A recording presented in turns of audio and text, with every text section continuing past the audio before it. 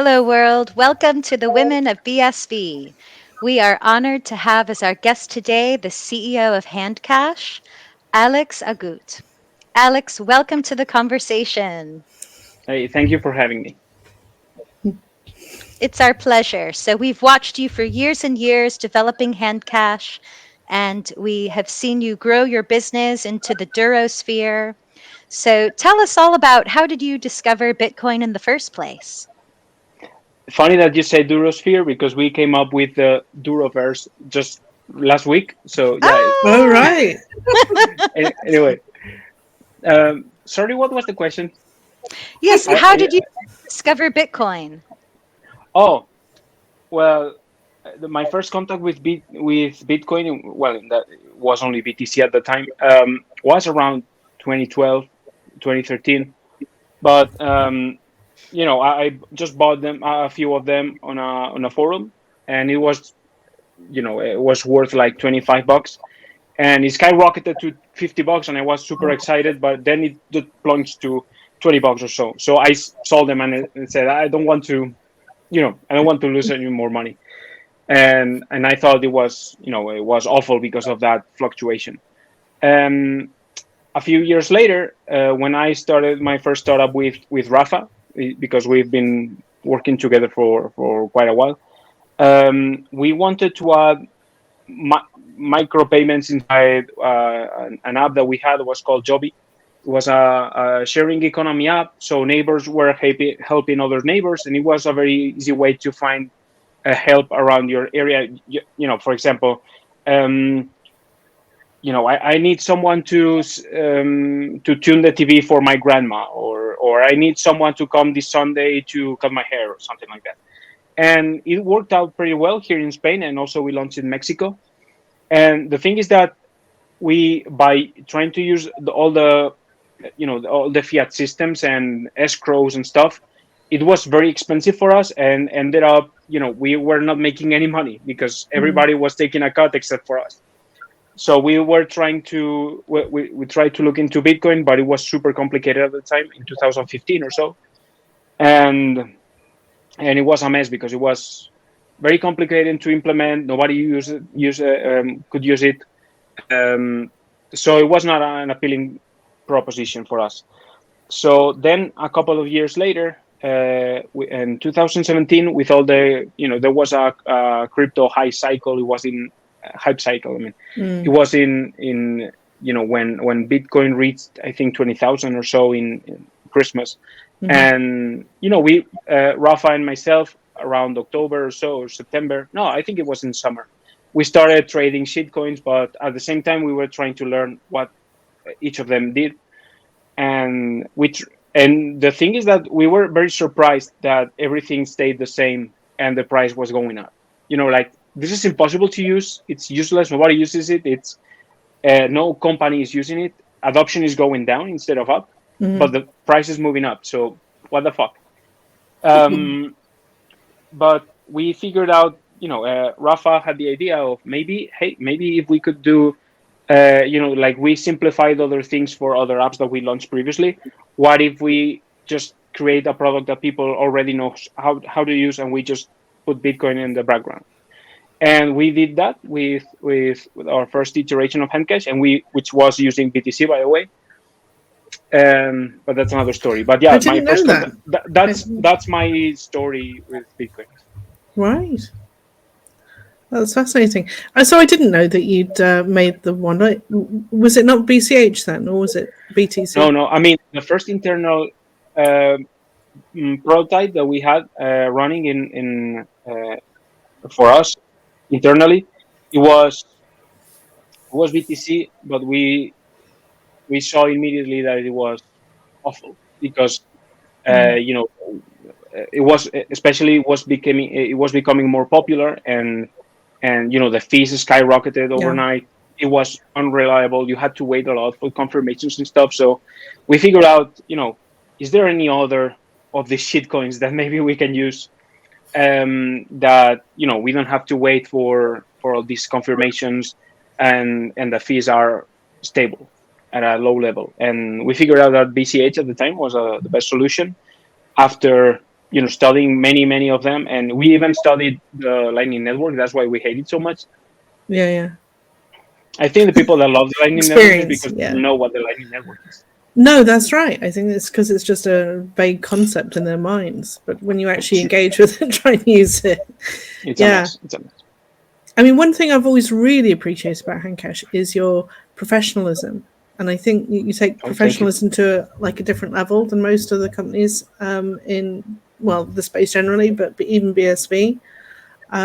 So, I mean, was that like a conscious decision then to you didn't just make a wallet, you made a great wallet. Do you know what I mean? And you really engaged with people and you really took it to another level. Well, thank you in the name of all my team. But Mm. it was not a conscious decision to be professional. I think it's just the default way Rafa and myself have operated every time. I mean, if you're not all in trying to make this the best Mm. product you can and the best company you can, why are you here? I mean, I would be making money working for a consulting company or something, and that's not the way we operate. I think it has helped us that through many startups and products that we built through the years, especially together, we figured out the best ways to be more effective, to test faster, to reach market faster, to be Mm. more efficient with and more effective with marketing, positioning. We are very, I think the common bond that I have with Rafa is that we both have a huge passion for marketing and perception and studies of perception. I mean, and I think that's what separates us from the rest of the crypto space in general.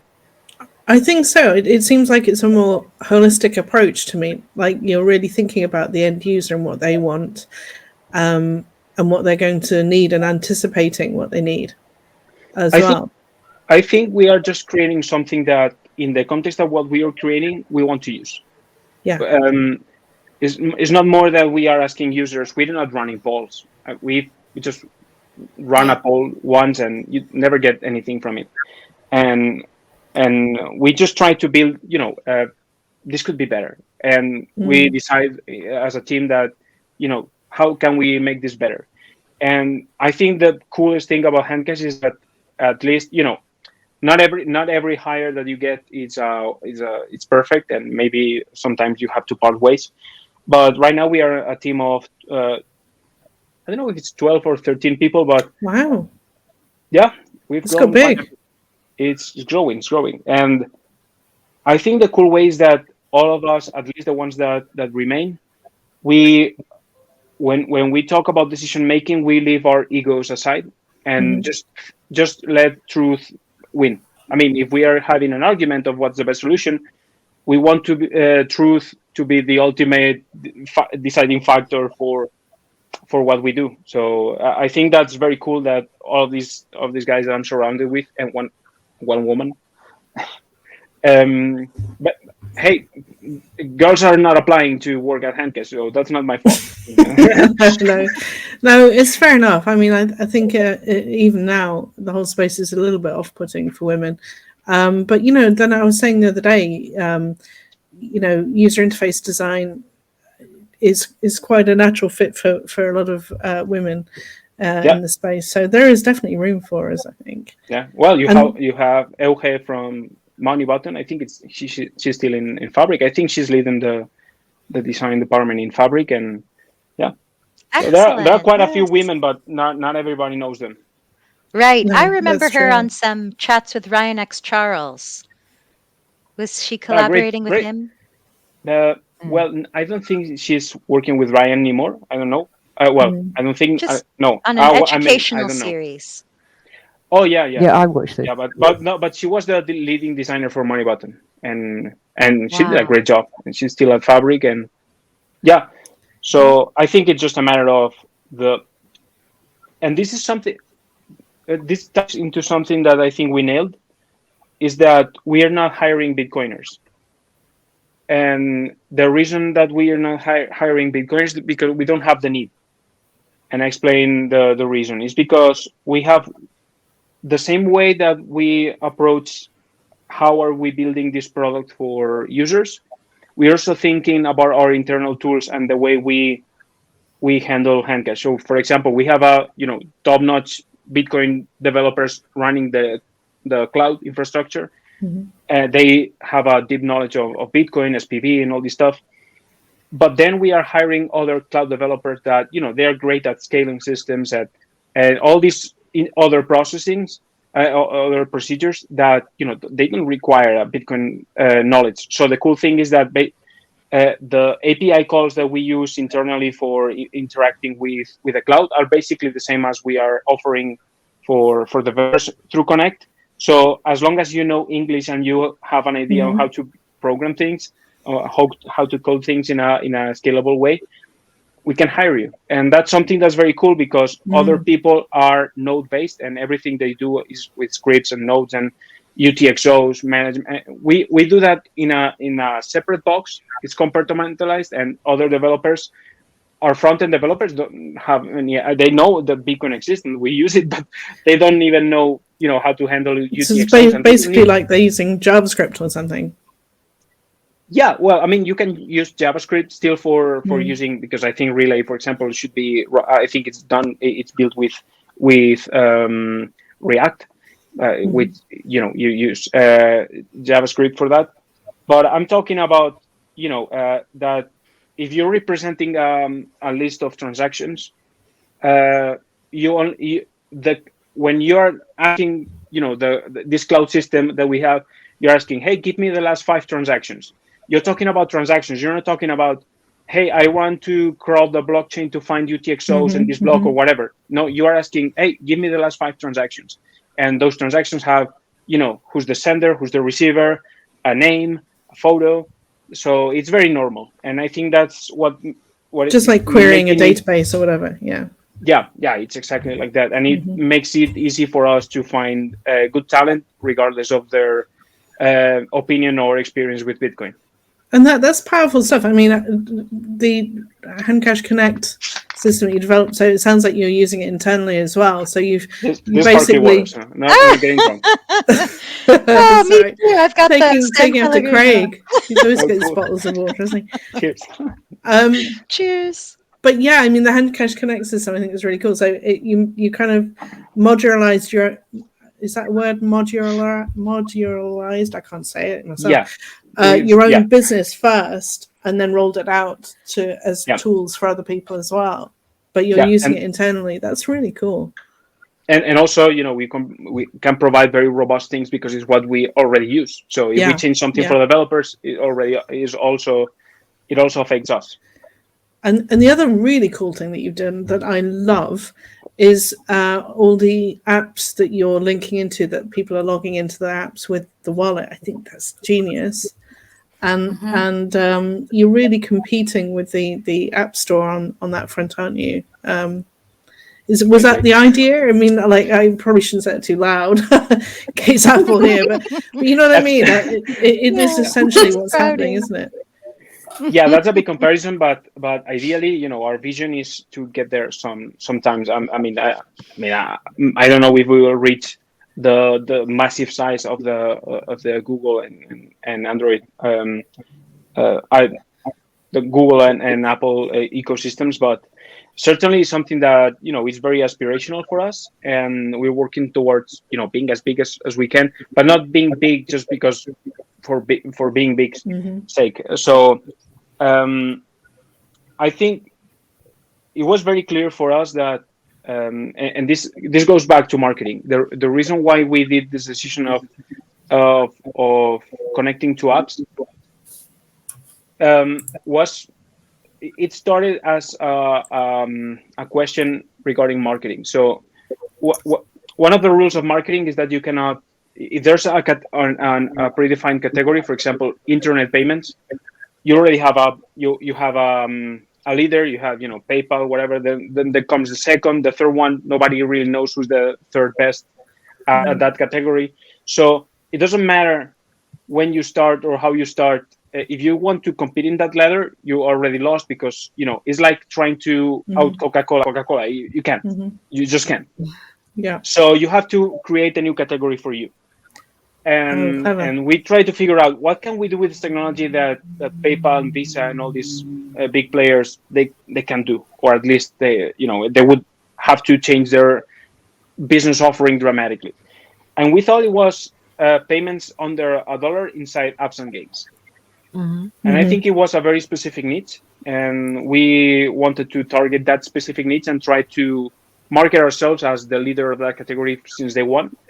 And it was difficult for us because our first iteration with the SDK, it was called Cashport at first. I don't know if you remember that, but it was back Okay. in Yeah. late 2018. It was what then would become Handcash Connect, but our first iteration was a disaster. Um, Mainly it was because um, we were trying to get advice from BCH people, and then we realized that they had no fucking idea what they're talking about.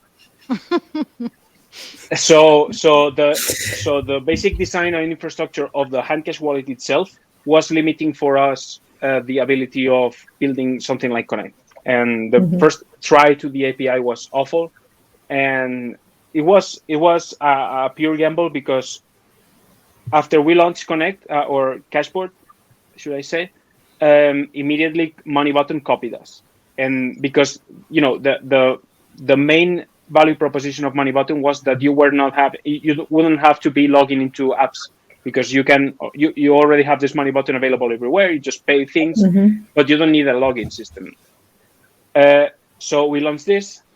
Then they do the login with Money Button, and the bad thing for us is that even though the cookie system that they were using in the browser was not, we didn't like that solution. It was a better solution than what we already had at the time.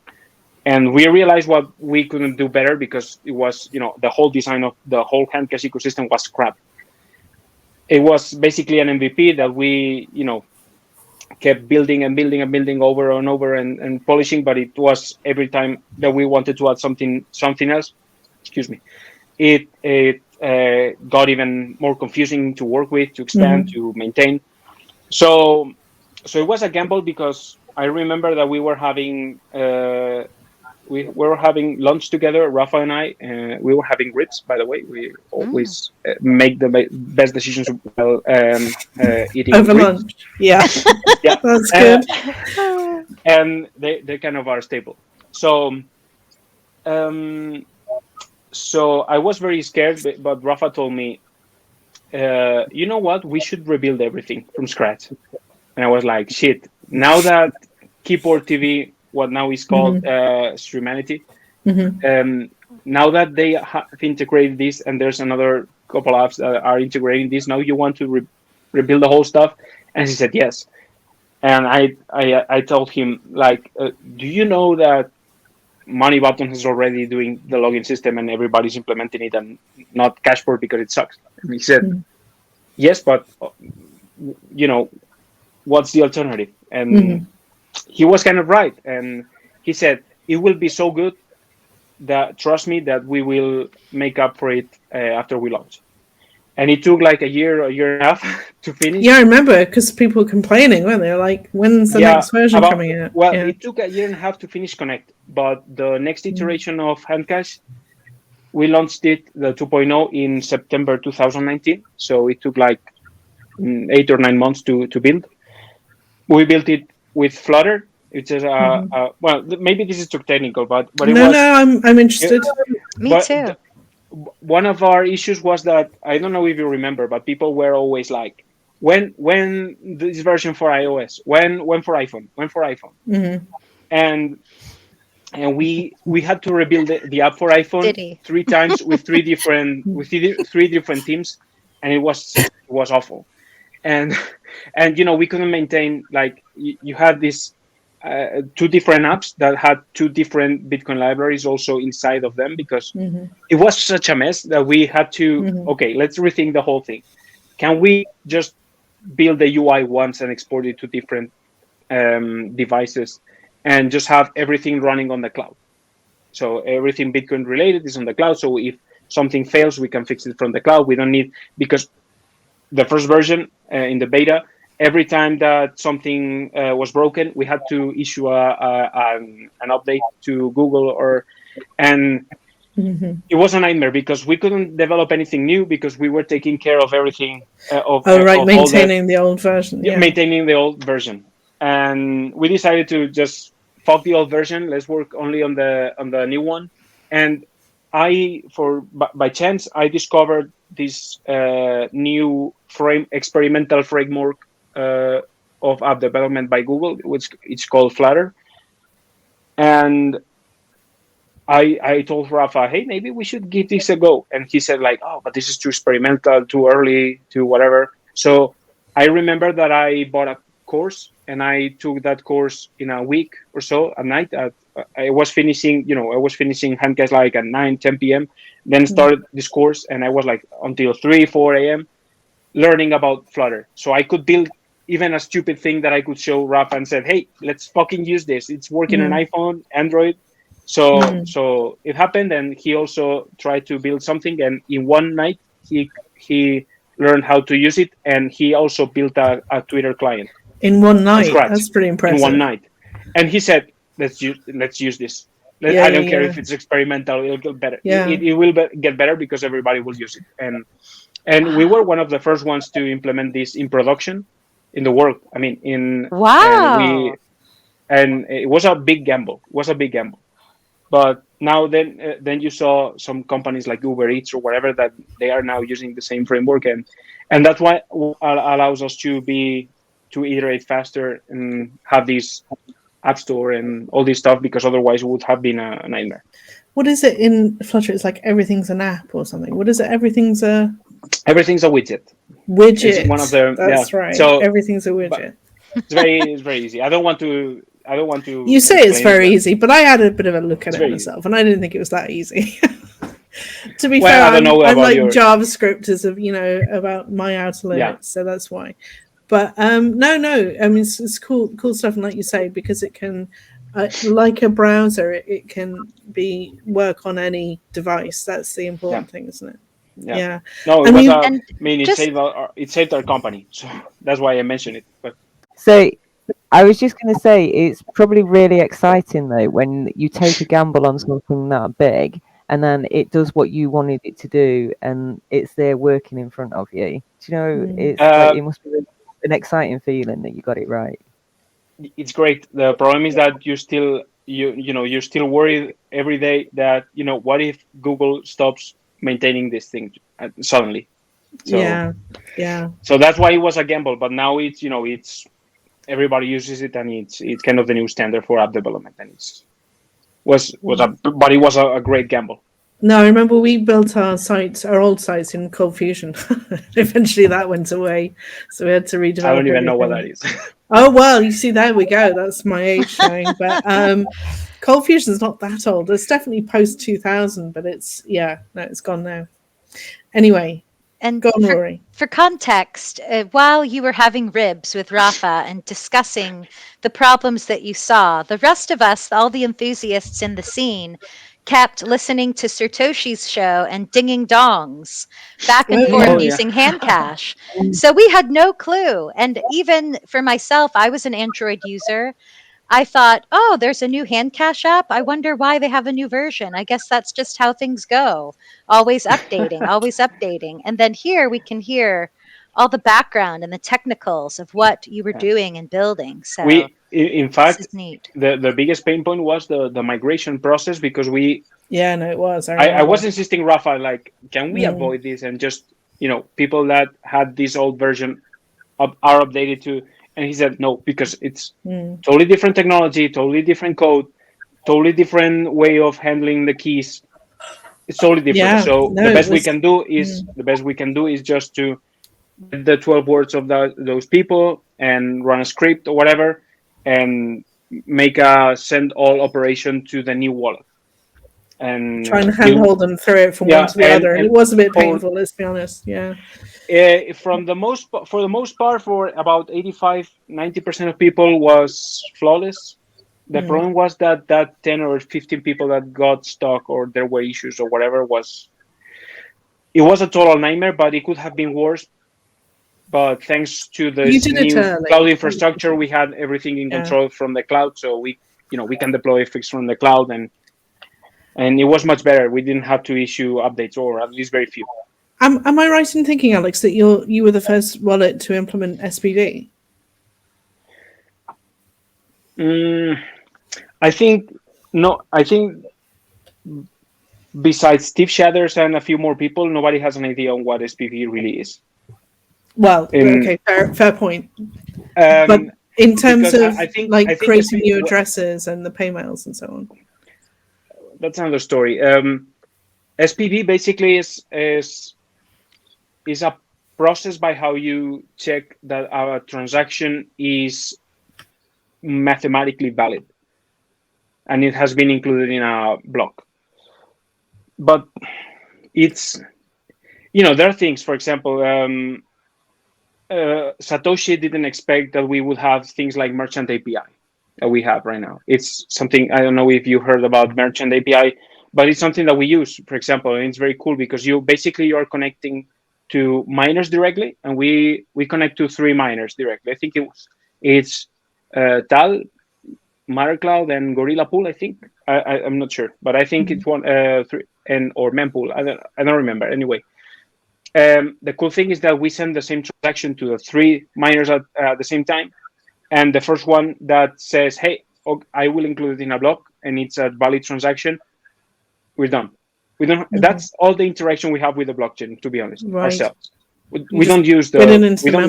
We don't crawl the blockchain, or we don't even run a node ourselves. Handcash processes millions of payments every month and doesn't run a node. Those are things that I think should be basic for everybody, but turns out they're not, and everybody wants to run their own node, and then they're under maintenance every week. And how do you get away with not running a node? You just don't. I mean, if you read how to use Bitcoin, at least you don't need it. No, I mean,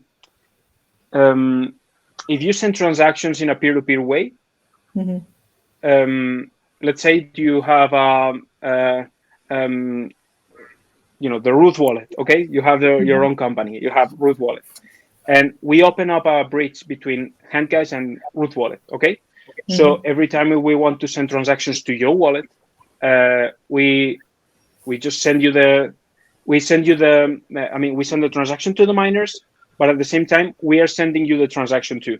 So you can check, you sent this user, this address, this amount of money, whatever. So then you update your database, or at least you show it to the user. You might say, well, it's not confirmed or whatever, but that's where trust is involved. I mean, if we don't trust each other, for example, we have run hundreds of thousands of payments between MoneyButton and Handcash. We have this kind of bridge together. We've never had an issue. And if we ever had a discrepancy or whatever, you check the blockchain for that.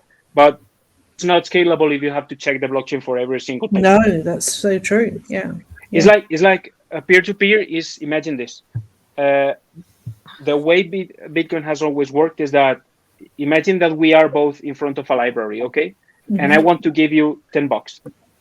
The way people were using Bitcoin and still are using Bitcoin instead for Handcash is that instead of giving you the $10 in hand, I'm going inside of the library.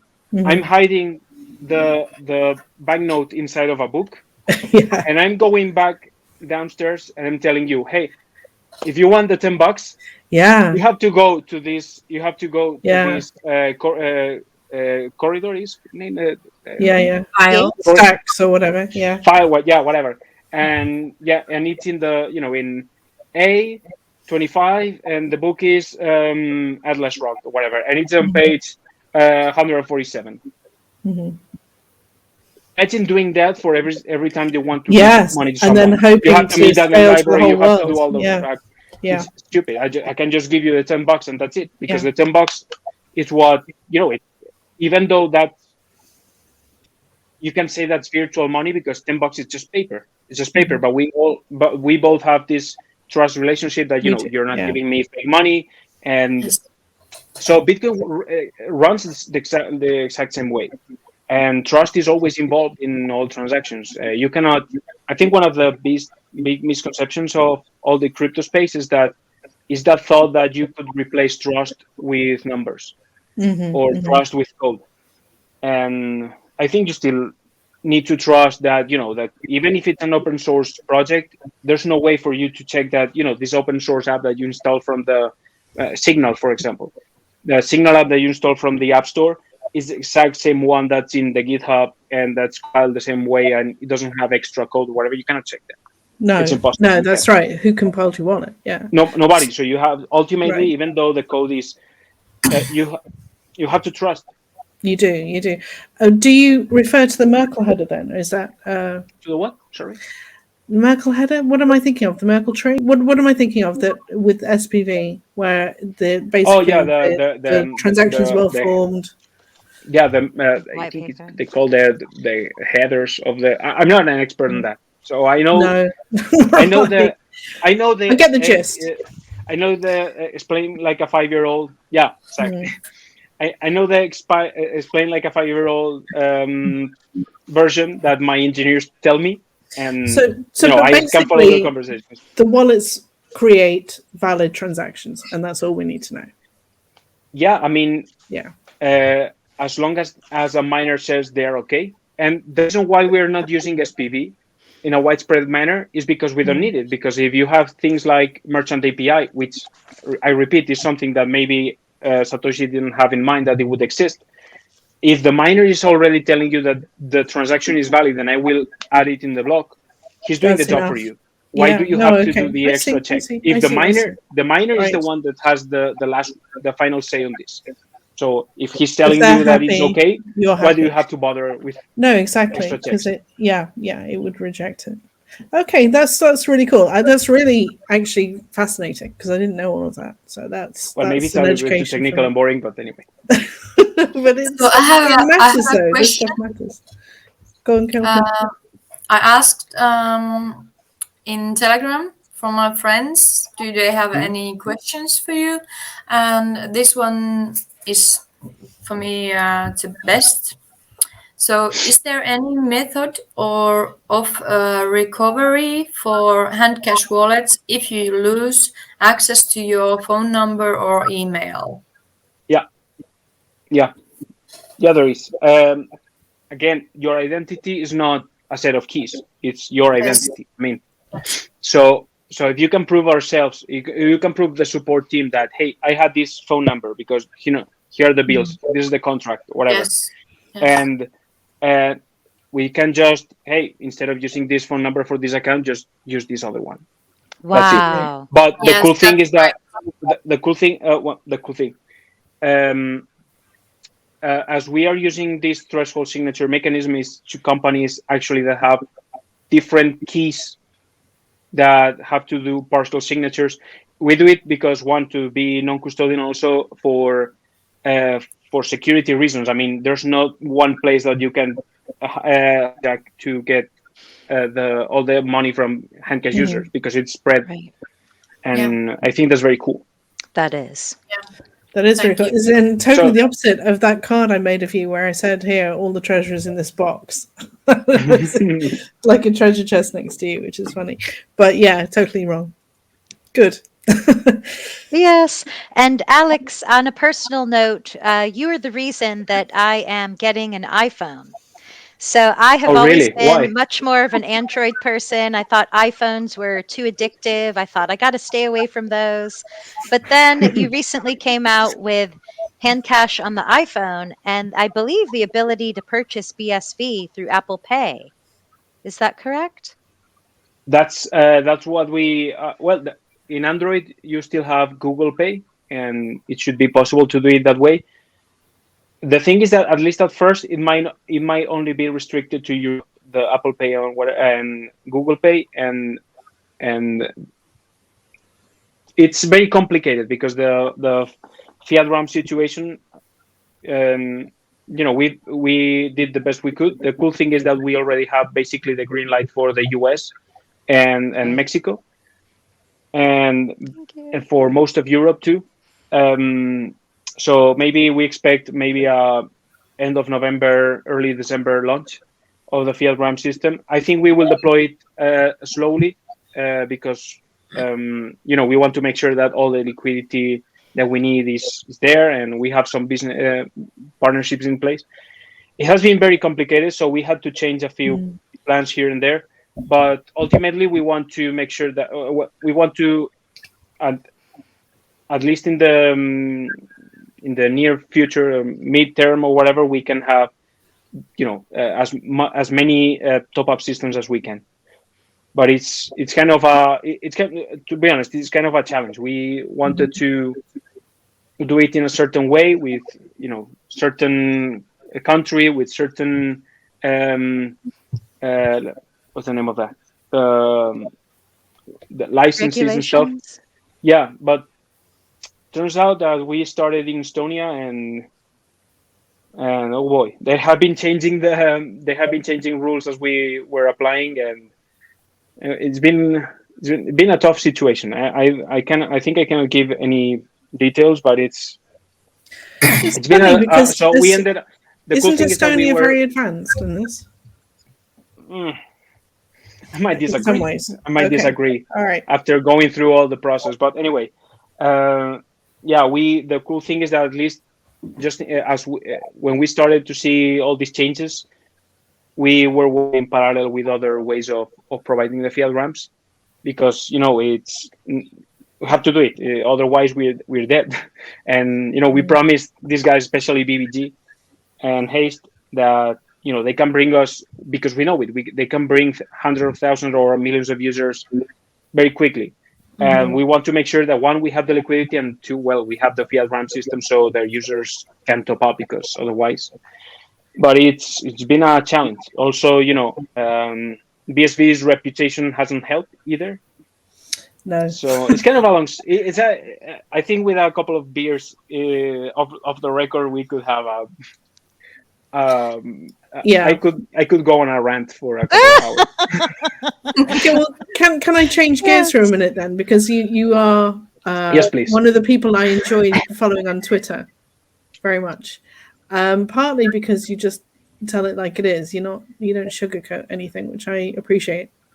So, what do you make of the current world economic situation? I mean, it seems like it's not just getting fiat on ramps that's difficult. It feels like everything's getting really difficult if you try and do anything internationally. I mean, well, if you like me because I don't sugarcoat things, then let's go balls in with this.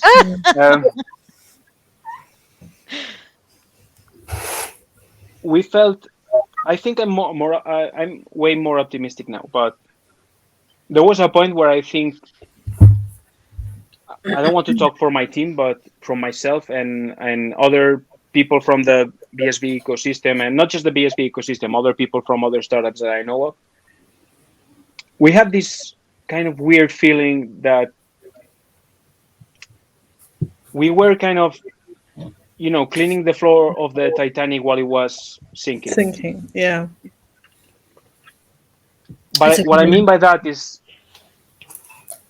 you try to, I've always been, super pro startups and worshipping Elon Musk and Steve Jobs, and for me, they're my idols, or especially Henry Ford, which is my, I have something special for Henry Ford. But it seems like that world is not possible anymore. I don't know how to say it, but it's very disheartening when you are trying to innovate and do things, and seems like most of people only want to see the world burn. Mm-hmm. And it puts you in a very interesting spot where,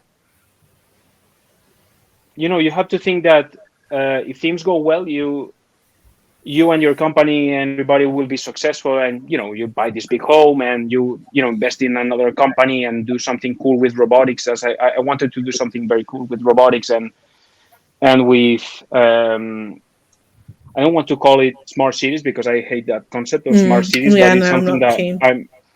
But then you start wondering, what for? Mm-hmm. What for? I mean, nobody cares, and 90% of people don't care, and the other 10% of people seem to be actively working against you actually doing something good for the world. So it's a very deep. I don't know. I had these kind of very deep conversations with a lot of people from that are running startups or working at startups, and I think I'm very hopeful right now because I'm seeing I'm there's a silver lining, which the brightest people have been abandoning all these big tech companies, and the good people of the world that really have a conscience and can really change things, they refuse to work for the evil. And and also I think maybe this is going to maybe too conspiracy, but too far into conspiracy theory. But my point of view for everything that I studied is that there's kind of a takeover of a group that wants to implement communism in a world scale. And I think it's very obvious if you see it now. I mean, if you didn't believe it years ago, Yeah, it's now like in your face. it's very now. hard to deny. Yeah. But what I'm seeing is that they are turning from communism to fascism because To they fascism. to Did you say? fascism Yeah. because they cannot actually run anything in a proper way. So they need these companies, these big tech companies, to actually do the To run dirty it for work them. for them. Yeah. Because they're so the government is so incompetent, they cannot even maintain A track and trace app. fucking website or whatever. Yeah. Yeah. So how can you expect them to run a 5G utopia? They can't. So that's why they have to run into. They have to ask these companies like Apple or it's very hard for me. But once you start symbolism or whatever, maybe that was the plan of Apple, IBM, Google, and since inception. But the world is the way it is, and I think whatever happens, I think we cannot just refuse to try to create the world that we want. Participate. Yeah. And for example, regarding BSV, I've said this like a couple of times, but I think it has a very deep meaning. Is that BSV has I see it very similar to nuclear energy, okay, or gunpowder. You can use it for good or you can use it for bad. I mean, if we use it for good, it could be the biggest tool for freedom that the world has ever known, and for transparency and fair government, whatever. But if used for evil, it could be the worst of our nightmares. Yes. Yeah. The panopticon. But at least one of the cool things is that, and this is why I have turned a little bit not against regulation, but I'm seeing where regulation of crypto is heading, and I'm not liking it. The cool thing about Bitcoin being this, I think I understand this permissionless thing that many people have talked about in the recent years. That I've always been very practical about Bitcoin. I'm very pragmatic, and it's a great tool. We use it for this, apps and games. But I think this permissionless thing that everybody was praising about Bitcoin, I think it's very important, much more than I understood at first, because it's what allows companies like ours to exist. Because if you start requiring a banking license, this and that or whatever, to mine, for mining, for doing payments, for saving stuff on the blockchain for whatever reason, if you need a license requirements, and you end up in the same place that you were before. It doesn't matter how good the technology is if the government is not allowing you to use it to its fullest of capacity. So I think we should be very aware of that, but realistically, I don't think there's so much we can do.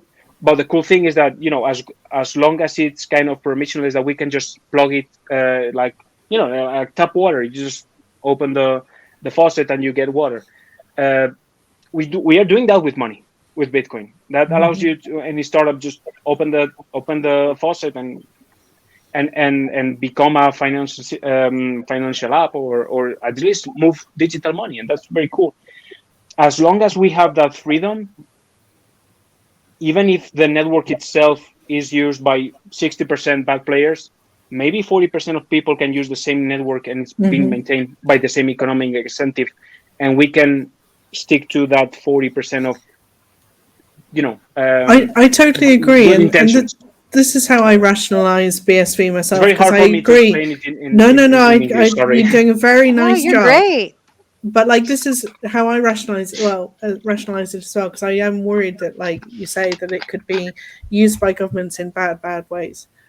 But I feel like BSV, unlike a lot of the other networks, can actually preserve human autonomy and self sovereignty, and we Yeah, must keep it and we must protect it, because I I agree. think it's our only bridge from here, from where we are at the minute, to back to the good times, if you see what I mean. Because I don't think these are the good times right now. Yeah, So yes, I know, but we've got to have as many good actors as we can in BSV. So I really appreciate everything that you stand for. Actually, your values and your moralistic World being. stance, your worldview. I really appreciate it, because there's Yeah, just me not enough people talking about it. no, Honestly, no. I wish more people. I'm very. It's very hard for me to see people that I admired, like Elon Musk, or, well, yeah. Steve Jobs is now dead, but other big entrepreneurs that I respected. Um, Fall from grace. yeah, or just, I would have loved them to act in a different way these past years, To take a because stand. Yeah. yeah, maybe your company grew a lot and you're making a lot of money and your shareholders are happy, but what is there to save? I mean, yeah, you will have this big mansion and you can still, and maybe we have to think like that, or I don't know, but I'm Well, not like that, if I and I'm may, very No. disappointed. I want to jump in on Elon Musk here because he actually moved to Texas. He moved his Right. production to Texas. And I was always anti Elon Musk until recently, when I Yeah, did see how he was actually, uh, sending signals. And even with everything going on with how he's so trendy and people follow him, he's educating in a way. He brings up relevant topics in terms of Bitcoin. So I do appreciate that. yeah, But I think another thing is I did read that he has sold all his mansions that he owns personally, which, I'm not into tiny houses, but apparently he is now. And he's just work, work, work. So I think also with the world, there's a lot of information out there. yeah, And we can sometimes just be our own hero as well. We can learn from the yeah, best, and we can also give them the yeah, freedom of choice to do what they're yeah. Sure, doing, and we can be the sure, hero. And you sure. have And done that I'm not, clearly. and I would say that Elon is mainly the only people that, I understand why he says or doesn't say certain things, but I think the lack of leadership of, if a voice for humanity, we don't have, yeah, we have Chris Sky or whatever, but who's Chris Sky Yeah. in Yeah. comparison Yeah. to I this? totally Yeah, agree. Yeah, I mean, he's a little bit too little, too late, isn't he? Who is He's that? great. Well, So he's like David, a bodybuilder. I mean, he is kind of nobody in a sense, but he's like no, being he's a doing a leader. great job, but He's doing a but great I job. mean, but I mean, he's not. He's not the person who should be standing up and doing a great job. There are a lot of He other shouldn't people be who the. would He have. shouldn't be the only Yeah, one. Shouldn't be the yeah. only one. Korppi. Go on, Yeah, Korppi. Diddy has been my elf senses are tingling that she wants to talk, but she's lagging. So get her. Yeah, just ask. No, I was just going to say, in because Chris Sky is Canadian, isn't he? And in Yeah. the UK, we've got David Icke, and David Icke's been going since the 70s. So, and he's got Gareth Icke, which is his son, and he's continuing with it as well. So that's what I wanted to sort of say on that part.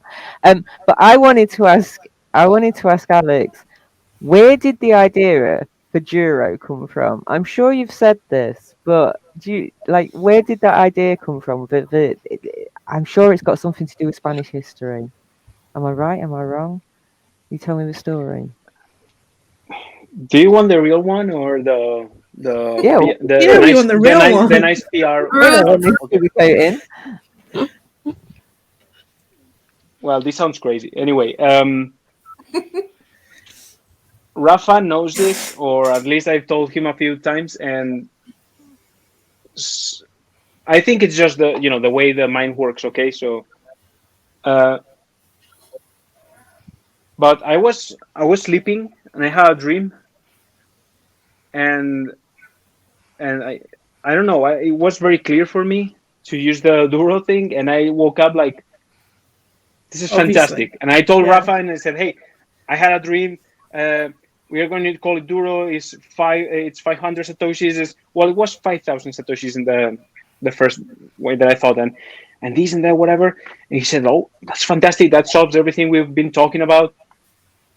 And but well, the main well, it came there, but it started to make a lot of sense when I started processing why maybe I had this dream or my interpretation, my unconscious design or whatever, because the Duro was an informal unit of account that we used in Spain for when I was back when I was a kid before that we had the euro, and Oh, we used it for pricing things because everything was ending in 5 or 0, so it was a multiple of 5.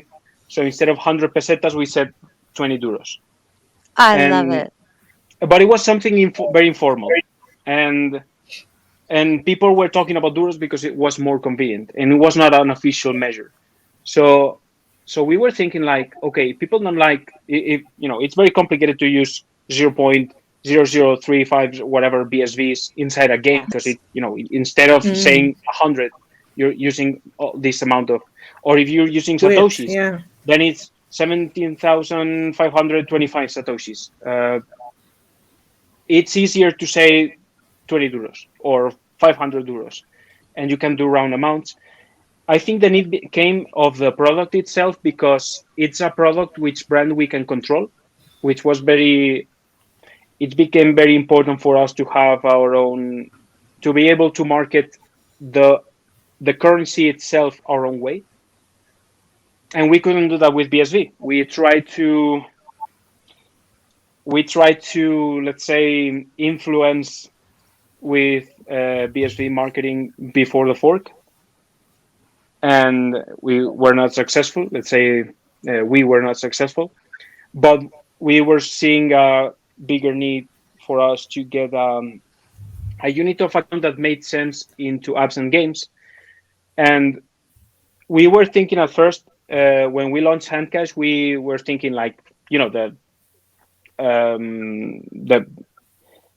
the default decision is going with stablecoins. But the problem is that it's very easy to say on social media that you're going to do a stablecoin or that you want to use stablecoins, but there are a lot of things to consider. A lot of things to consider, and it's not impossible, but it's expensive as fuck. And suddenly you might just be deemed illegal in some country. And so, what do you do? I mean, do you force Japanese people to use uh, dollar tokens, and then they have to also have they have to have an equivalent of how many An yens is exchange this, or but whatever. you're Yeah. not solving anything. Yeah. And if you have yen tokens and you have Duro tokens, you have to provide liquidity for both, make sure that you have enough yen tokens and Right. dollar tokens on both sides, Yeah. and that you can do Get the in trouble. conversion. And Yeah. who does the conversion, who issues the dollar tokens, who issues the there are many systems in that. It's too complicated. And also, if you try to do things um, payment channels for efficiency, imagine that in haste, this is something that we want to develop, but we want to make sure we want to make that, for example, if you're in haste and you are repeatedly playing and always tapping the same button, why do you have to create a transaction every time if you can just add outputs or add inputs to the same transaction invoice? And if you stop playing for 20 seconds, it creates a transaction and it sends it to the blockchain. Nice. Maybe that's something, maybe in haste with IPL or whatever, maybe that's not something that they want to do. But again, that's something that we cannot do if we have everything in fiat based. For another thing, if we are on a betting app, okay, and I'm saying, okay, I'm betting $10 against Ruth for, I think the Boston Celtics will win this match or whatever, and so you have to lock those UTXOs, but how many do you lock? Because you may lock sufficient enough for $10 at that time, but 10 seconds later you might need more or less. Yeah. And what if you could say like, okay, then you do it variable, but then what if you run out of liquidity because there's a 10% drop, 20% drop, and you don't have enough funds or whatever? So it's a nightmare to do that too. So we decided, what if Bitcoin is the best money we've ever had, let's just use it but make it attractive for apps and games. And has the added advantage of staying away from the BSV name. I don't know if Duro is that answer. It's our first try to this. But certainly we see that we are having a very positive feedback from the companies that we care about, which are esports companies and basically now esports companies. They really love this concept. They've been looking forever for having this, and I think people don't understand Duro because they compare it to using Satoshis or BSV or bits or all of these units of account. When in reality, what we are looking for here is creating a product that's a currency that's shared between apps and games. So, for example, what we want is have the same unit of measure across apps and games, ideally. So instead of having, like this is worth 100 diamonds on Candy Crush or whatever, and this is worth 2,000 VCs on NBA 2K. Why can't we have one unit of account that it will create its own pricing structure and its own value structure? When you're in a game, for example, you learn that 100 coins or 200 diamonds or whatever is expensive, or it's not expensive, or it's a nice deal or whatever. You learn it immediately because of the context. So we thought that if we extend this context to all apps and games, could this create a Bitcoin-based real world value that's universal? So we don't have to care about stable coins. We don't have to issue them. We don't have to have all these parties, insurance companies, licenses, years and that or whatever. We can just use raw Bitcoin because it already does everything we need. It's basically going to make it Bitcoin native, isn't it? Yeah, I mean, it's totally Bitcoin native. And I think the cool thing is that, if we have the best money in the world, why do we have to bother with all these shit coins like the US dollar? And I know that, perception wise, you say, oh, but I need to know how many euros or whatever. Do you need it in your games? I mean, when you're using a game, you see things priced in diamonds or whatever. You don't have and you don't need a price reference of how much is it in dollars. So we are trying to use the Bitcoin network for that particular use case through that particular product called Duro for our particular ecosystem. That doesn't mean that we are trying to hijack the BSV brand or whatever. We're saying that for different use cases, different apps, different ecosystems, whatever, on the same network, we have our own product, I which think it's uses this very technology. smart. I think it's very smart, and I I think like. it's another gamble. It's a Well, huge but gamble. I think it's very smart. I think it's going to pay off, and I think that I also like the fact that you're not creating a new token, like you say, and you're not shuffling No, money between them. we have the best token, We which have is the best Bitcoin. token, exactly. Yeah, and We already know how to scale it. We know how to use it. We know every app is compatible. Every game is already compatible. If the problem is that it's if the problem is perception that it's easy or difficult to use or whatever, let's just make it nice. I think that was our Is point. that related to Pew Pew? What is the difference with Pew Pew and Duro? Oh, Pew Pew is. I mean, Duro is the currency. Okay. The Pew Pew is the app we use for massive tips. The funny thing is that it started as a project from myself. It was something that I built myself because I wanted to see, if Connect is a very good API and anybody can use it, I should be able to use it myself. And I had no idea about Bitcoin, and I'm a very poor developer. So I gave it a try, and I gave it a try. And in a few days, I built the first version of the Pay Pistol PUP or whatever you want to call it. And the funny thing is that we wanted to use it as so I can be like a lab rat for the API, and I can say, hey, this is difficult. I don't understand it or whatever. But it turns out that everything was pretty cool at first. There were some limitations, technical limitations that they addressed. But the cool thing is that this allowed us to test the massive handling of UTXOs of many users of all kinds of apps and usages. And we can test and see from the cloud, where can we get better, how can we scale this better.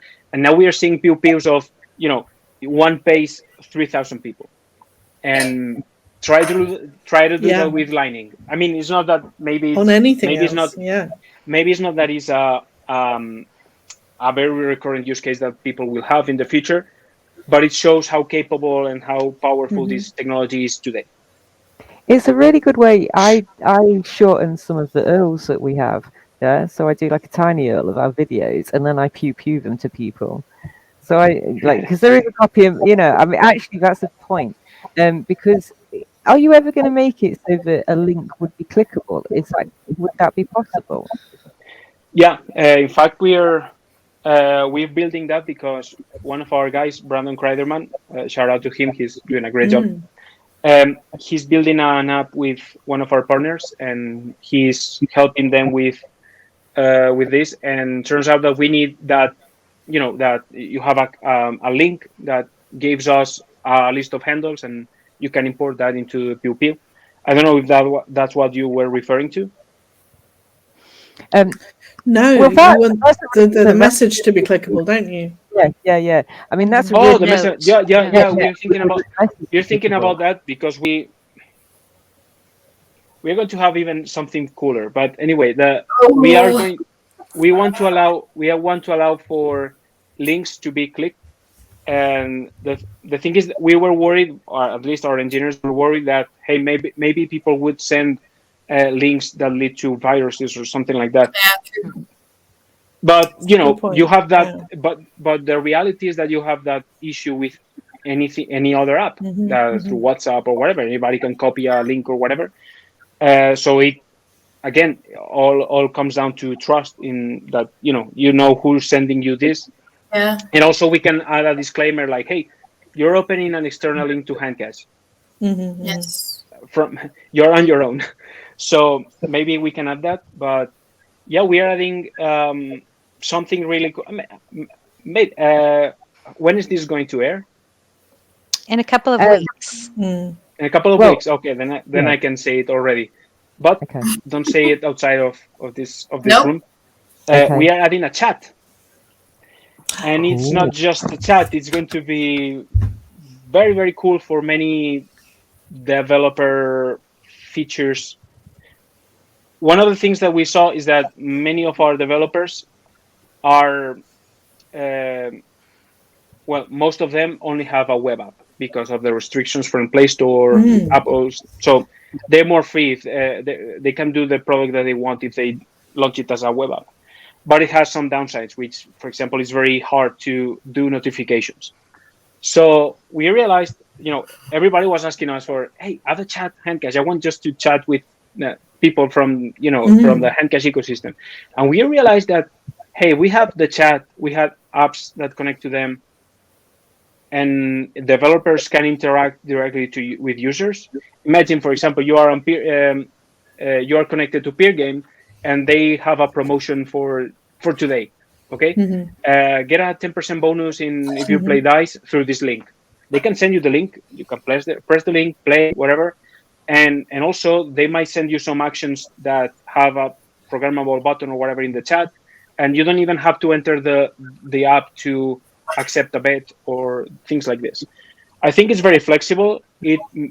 I think it will be great for our app developers. I think the apps will be much better because they will have this feedback. Because, for example, right now I feel I love Relica, but I would love it even more if I had notifications of every time I get paid or I get a like or whatever. And it's very difficult for them to do it through the web browser. So although I think they have notifications, but it's meh.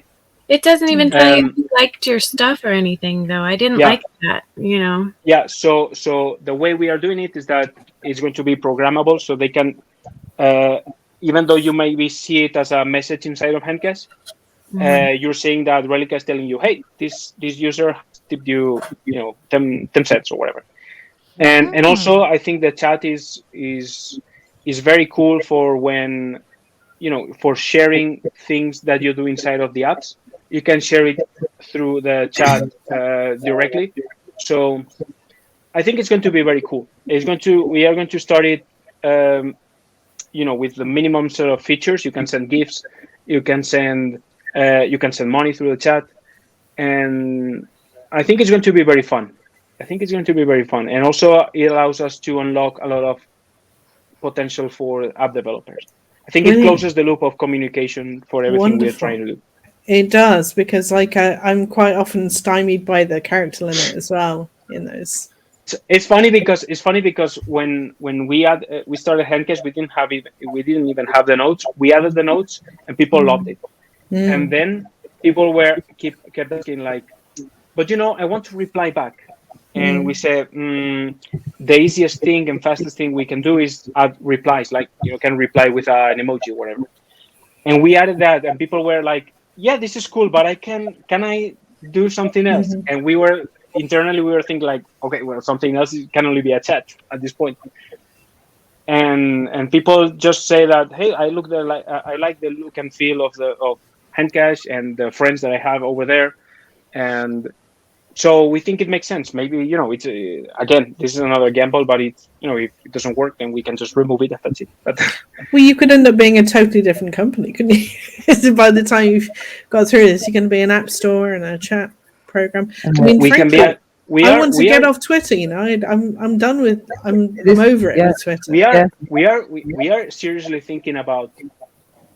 Modifying an Android ROM that basically just opens up Handcash in a phone and selling phones that only have Handcash as an OS, and you have these apps. And do that. That would be amazing. That would be really cool.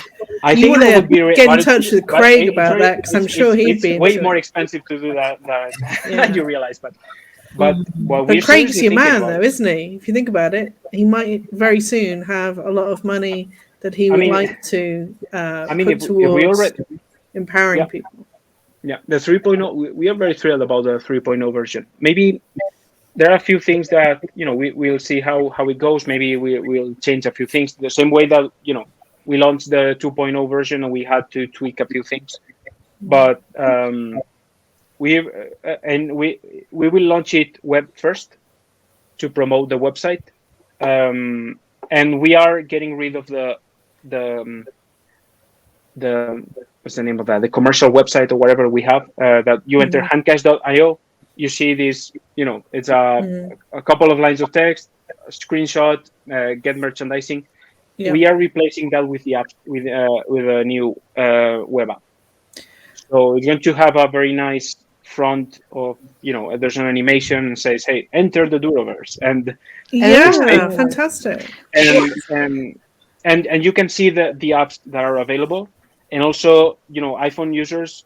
Sadly, Apple asked us to remove the app gallery a few months ago from iPhones, but what we can do is from the app from the app section of the iPhone, we can refer them to the website, so they can one tap open the website and then they see all the available apps, and it's just like having the just one click more. And but it's the best we can do for ah, iPhone They, users. I they mean, see it's, you're the competition. so That's the trouble, isn't it? well, I don't know. I just the Mm. I don't want to be that arrogant. I think it's just because the uh, what the cool thing is that they are at least reviewed the app in a way that they're taking us seriously, because normally, Yeah. they don't do, if it's a small app, very few people are using it, they don't waste resources on actually digging into the app.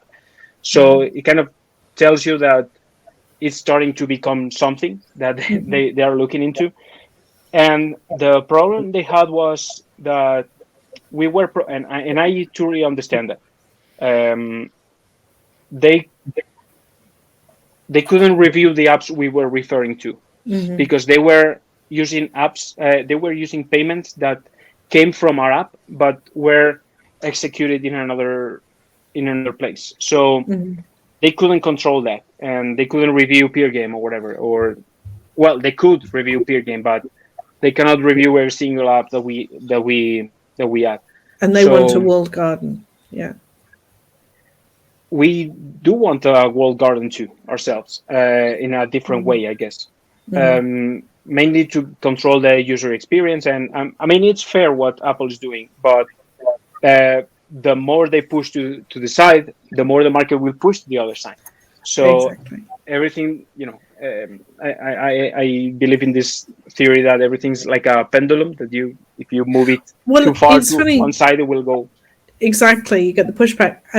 I was really pleased when you launched the website, honestly, because you sort of did the hard thing first, didn't you? And went to an app first of all, and then created the website to go with it. But Hmm. I like that you have both. I think that's good, because sometimes, a lot of the time, I'm on my PC and I want to use Handcash, but I'm on my PC, So Yeah. yeah. I think we launched the first version that we launched from the web app for Handcash was very basic, but we just wanted to allow because developers were like, "Hey, if someone wants to join my app from the desktop, we want to make sure that they can at least get a basic account, even if it's a very basic app." And Mm. that's why we built it that way. But we are realizing that, especially after what happened with Apple, that we can have way more control from the website. Although we know that, Mm. it's a different experience. Okay, so maybe it ends up being two different apps, but the esports uh, target, the audience that we are targeting right now, they're more PC based.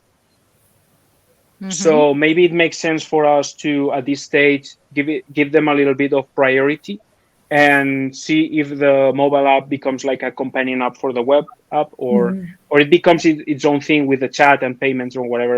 We'll see where that leads us. But again, the way we work is that we do something that we think is cool, we launch it, we gather feedback, we modify it, we get more feedback. Suddenly, normally feedback is, 1-star ratings on the app store or whatever. Like, they changed this color, it sucks, it's Yeah. unusable. So, or yeah, or my favorite one star ratings are BSV is a scam. Yeah. Yeah. So yeah, that is Go what on, it is. Korppi. Were you going to ask something? Yes, I can see. I had this clear visual in my head that I'm gonna say to my friends who are clueless about crypto, and I will just say, download Handcash and I can send you Duros and get you started. And with the messages, I can send them links to Twitch and everywhere. And then they have the money to kind of. That's why we think the chat would be even better for that, because you can Yeah. send a link with a very nice preview, Sounds and perfect. But Yeah, only a so you for can chat. have more onboarding. conversation there. Yeah. Yes, I'm I think for Wow, onboarding, seamless. for onboarding, I think it would be much nicer too.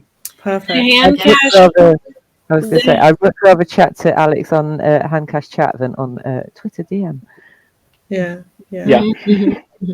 Right. Definitely. So when I onboard influencers, the first thing I start them with is a Handcash wallet. But at this point, I still have to send them money in order to take them on the next step. So Yeah. as soon as you have that on fiat onboarding, I think this is Yeah. going to just streamline everything. I'm so excited to hear.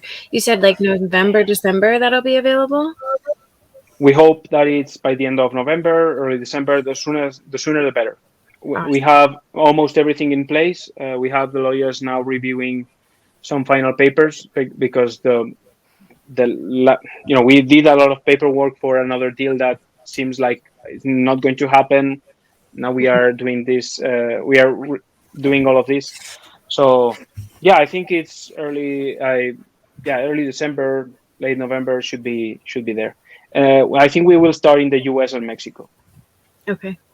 because it's Excellent. Thank you. mainly because it's the biggest market for us, or at least the most important one for us, and also because the companies that we are partnering with, they are there. So, and their audience is in those two countries. So but it will get to Europe too, and the UK, and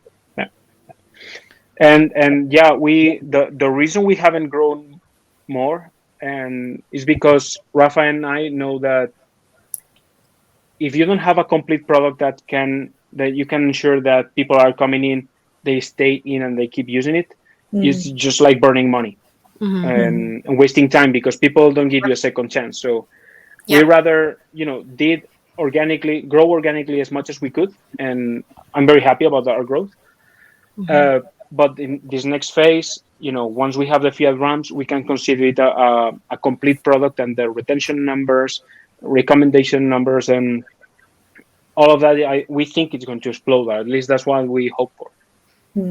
Well, we will definitely be helping very wise.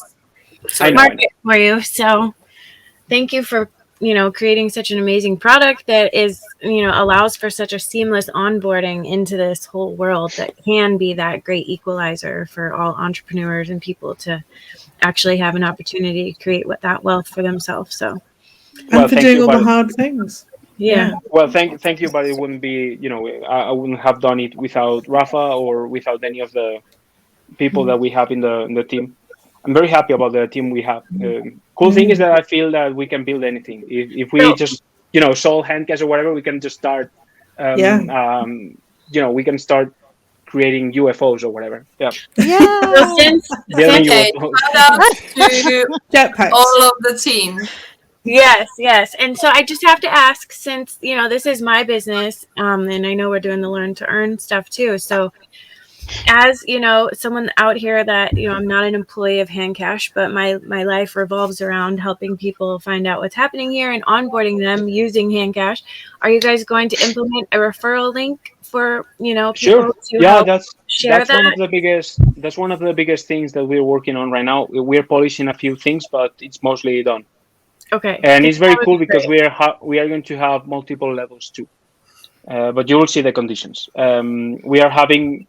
It was important for the companies that we partnered with BBG and Haste especially. They want to have their referral system, so they're making money by helping us, and we are making more money because they're bringing us more people too. So I think it's mutually beneficial. We wanted to offer. It's not that the fees are going to be high for the top-up system, but there are some fixed costs that we just cannot overcome. They're there. I mean, we are not making up this money. We are having to acquire these assets and have some licenses but I think it's going to be very competitive, especially if you compare it to all the hassle of going through an exchange or whatever. So I think the fees are going to be um, in some cases lower than Coinbase, and we are hoping to offer top ups starting from $5. Oh, good. That's great. Wow. Up Because to even on Coinify, you can't do a minimum Yes. like under that 60 to $70 our or biggest whatever. that was our biggest pain point, and why we didn't Mm. we didn't even bother adding Coinify to our, because Cool. we started the conversation with Coinify and Money Button Mhm. to build what Money Button already implemented, but we couldn't offer that. We thought it was not good enough for what we, or at least not, it was not fitting the specifications of what we want for our users. Mhm. And it's going to be basically, we are working on two different designs but it will be very easy. And we hope that we will start with smaller amounts as limit, maybe $20, $50 or whatever the first weeks until we get the liquidity okay. Mhm. And then we can raise it to maybe $500 or whatever. And the KYC, we hired this woman in Estonia, as well, woman, girl. I don't want to be rude with her. She's pretty young, so she's our Lady. lady. She's our chief compliance officer, and she has done a great job doing a very good soft KYC policy. So basically, I think for the first $500 or so, you are only going to be required, your full name and birth date, and then other things from KYC will apply, like scanning a driver license or whatever over those $500. But we are going to do it the most mild way possible, because ultimately our goal is that, since you don't know what Handcash is until you have like $5 in your account, 1 minute, minute and a half. We don't want Wow. to we don't want to we don't want to make the process tougher than it should. So Good, I think, good. again, the fees, we are doing the best we can. I'm insisting, because this is very important for me, and this is something that's personal for me, that we see that there are a lot of companies that have these hidden fees, like they give you an exchange rate that's already have a percentage, then add you another fee on top of that, another fee on top of that. We are going to be very transparent on where the money goes to. So if the payment processor takes 2.9% plus 30 cents or whatever, you're going to see it. If we use this amount of money for a referral system, you're going to see it. And how much do we get for every transaction? I think it's cool to be transparent with users and say, hey, we are doing the best we can here. I think it's still a competitive rate. Some people, but again, there are some fixed costs that if you're buying $5, we cannot. There's only the payment processing fees are 45 cents or so. So the bigger amount that you buy, the lower fee. Wow. No, But that's This is great. wonderful. That's great. It is. but I mean, the cool thing is you don't have to. The problem with referring people to going to exchanges, especially, or to add a widget from another company, is that all this process of simplification of the UX and learning curve that we've done for our users, we are throwing it all away every time someone wants to top up. So we had to build the system our own way, and not bother users about legacy addresses, confirmations, KYC in another company, in a shady exchange or whatever.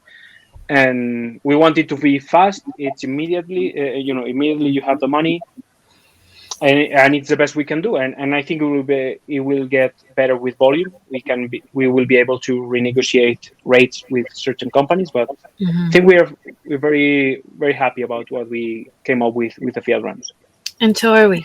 I'm so excited to hear that that's going to be implemented soon, because It's necessary. it's a Necessary. huge hurdle for me. Yes, and it also opens up the market for the whole world. Where I was listening to the radio a month ago, and someone was trying to give financial advice on the jazz station. And the guy was saying, just, if you've got $500, just a small amount. And I said, small amount, yelling at the radio. That's not a small amount to me. That's not a small amount to a lot of people that would love to get involved and, become digital, vagabonds that's or true. what have you. Get out on an Yeah. adventure in this new space. And Yeah. if you can have $5, then you can do that. That's for everybody to get Yeah. involved, not just people who, and it really will. I'm so excited. I've lost my words. And also, Yeah. it's not the same as, you have $50, you deposit them on an exchange, and then what? You cannot do anything with them. You Right. can just see how people are ripping you off when you're desperate, and you sell it, and then you end up with basically nothing after fees and fees and fees and waiting times. So at least with Handcash, if you deposit $50 on Handcash, there's a lot of you can do that with $50. Yes. Well, and as the price of BSV goes up, that $5 or whatever can turn into a lot of money. So Could be or could not, but None of us are holding our breath anymore. I got the dice. What we're focusing is how much utility we can give you now for this money today. Now.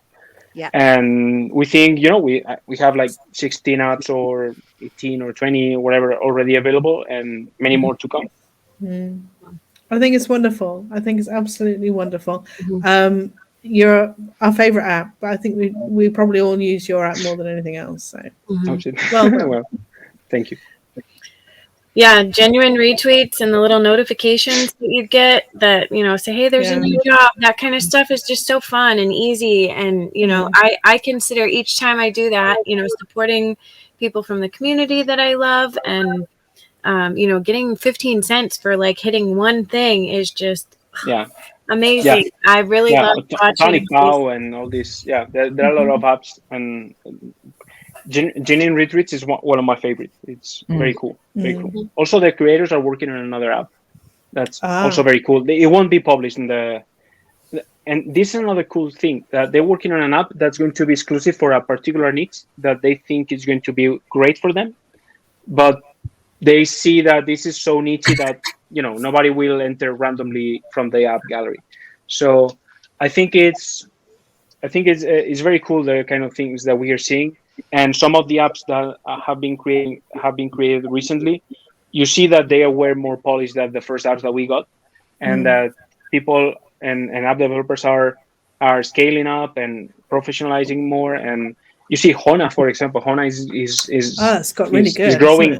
Yeah, they're having a great. They have a great product. Also, Haste Arcade, the new platform from Haste. I don't know if it's already open for everybody, but it's incredibly cool. I think it is. I think it is in the app gallery already. But it's a very cool platform, and you will see a lot of games over there, and it's very cool. Well, we're excited for the massive, lots and lots of gamers onboarding using Handcash. I think that'll be super transformational for the whole space. So, and like a tidal wave, I think, coming. Yeah.